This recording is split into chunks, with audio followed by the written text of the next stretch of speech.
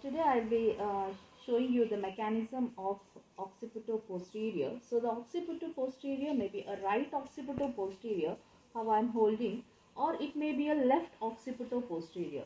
So once we say the occipital posterior means the occipital area of the fetal skull will be to the posterior of the pelvis, especially on the, you can see the occiput which is touching the sacroiliac joint.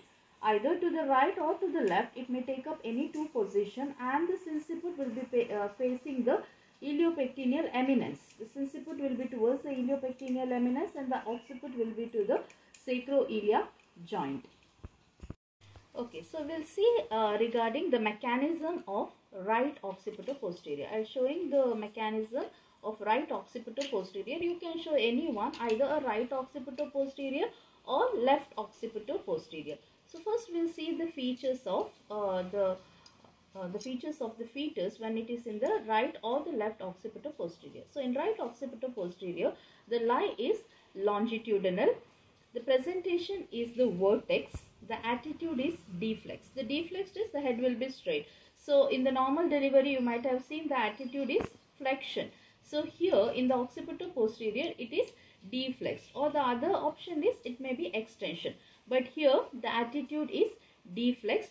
The presenting part is the anterior or the middle part of the left parietal bone, that is of the fetus. So here you can see when it is in the right side, it will be to the left parietal bone, and if it is to the left occipital posterior, then it will be to the right parietal bone. And the presenting part, that is the presenting part, and the next one is the denominator. The denominator will be the occiput. So in the vertex presentation, the denominator is the occiput, and the diameter is the occipitofrontal diameter, that is 11.5 centimeter is an engaging diameter. So these are the features which you can see in the occipital posterior position. Okay, the first step in the mechanism of labor is the descent. So here also the descent takes place with the increased flexion. The occiput will become the leading part. So this is the way how the descent takes place. Next step is the internal rotation of the head.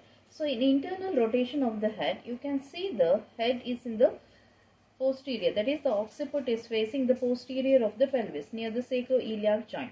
So in internal rotation of the head, and you can also see the occiput is facing the sacroiliac joint and the shoulder is onto the left oblique diameter. On the left oblique diameter, the shoulder of the fetus. So here what happens, the head rotates 3/8 of the circle.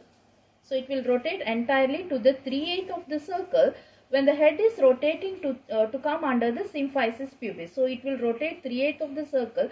So once the head is rotating 3/8 of the circle, along with that the shoulder will also rotate 2/8 of the circle. So it stands like this. So what the shoulder was first in the left oblique diameter will come to the right oblique diameter. So the shoulder will be in the right oblique diameter and the head will be under the symphysis pubis. This happens in the internal rotation of the head.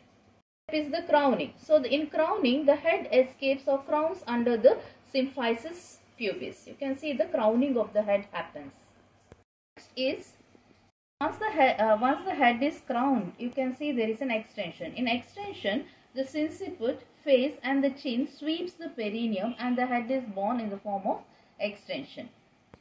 After extension, the restitution takes place. In restitution, the occiput turns 1/8 of the circle to the right and the head rights itself with the shoulder. So what was the twisting has happened in the head, this will be undone in case of restitution. Internal rotation of the shoulder. As I said you, in internal rotation of the shoulder is in the right oblique diameter. So which has been turned before, that is 2/8 of the circle when the head rotated forward. So here what happens in internal rotation of the shoulder, it descends down in the same oblique diameter, that is the right oblique diameter. The anterior shoulder, which you can see here, will rotate 1/8 of the circle, the anterior shoulder, and it comes under the symphysis pubis. So you can see the anterior shoulder just behind the symphysis pubis. So along with the internal rotation of the shoulder, you can also see the external rotation of the head. It goes along with the shoulder. The head also slightly rotates along with the shoulder. The last one is the lateral flexion. In lateral flexion, you can see once the head is born, you can see the anterior shoulder, it escapes under the symphysis pubis, and the posterior shoulder sweeps the perineum, and the body is borne by the lateral flexion. So this is the way how the baby is born if it has taken the position of right or left occipital posterior position. So this is the way how you can deliver the baby in case of such kind of abnormal positions.